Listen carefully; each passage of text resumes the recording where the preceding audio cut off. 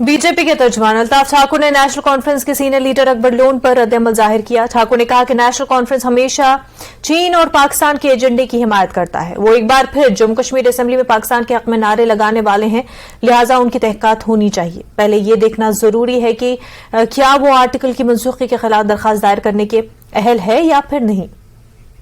देखिए, national conference ने हमेशा चाइना और पाकिस्तान से ही वोट ढूंढे हैं। आपको याद होगा कि जब अकबर लोन साहब जम्मू कश्मीर असेंबली के वकील थे तो उन्होंने स्पीकर थे, तो उन्होंने उस वक्त पाकिस्तान जिंदाबाद का नारा वहां असेंबली ऑन द फ्लोर दे दिया था। और भारत का सिटीजन होते हुए, भारत में रह रहे और भारत की रियासत में और भारत की सालमियत का हलफ उठाते हुए उन्होंने वहां पाकिस्तान का नारा दे दिया।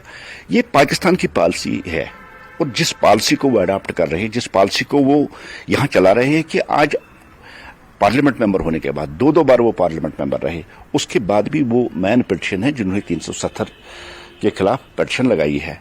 मुझे लगता है कि पहले गवर्नमेंट ऑफ इंडिया को उस वक्त जब उन्होंने जम्मू कश्मीर असेंबली में पाकिस्तान जिंदाबाद का नारा लगाया था, उस पर उनको एक्शन लेनी चाहिए और तहकीकात करनी चाहिए।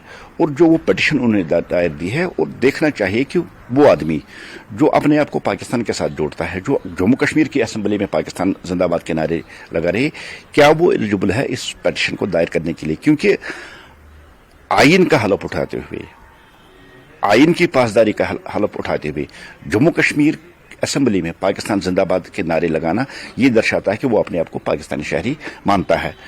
और जहां तक नेशनल कॉन्फ्रेंस का ताल्लुक है, नेशनल कॉन्फ्रेंस की हमेशा पॉलिसी रही है कि कभी वो चाइना से वोट ढूंढते हैं, कभी वो पाकिस्तान से वोट ढूंढते हैं। और यही पाकिस्तान जो 370 पे मुखालफत कर रहा है और 370 के नाम पे इन पॉलिटिकल पार्टियों को यूज कर रहा है, और सीधा सीधा ये लगता है कि जो पाकिस्तान का एजेंडा है वही नेशनल कॉन्फ्रेंस का एजेंडा है। और मेन जो उस पर है वो अकबर लोन साहब है, जिन्होंने पाकिस्तान की इशारे पे और या पाकिस्तान की जो पॉलिसी है, जो 370 पे उनकी पॉलिसी है, उसको अडॉप्ट करते हुए उन्होंने पिटीशन दायर की है।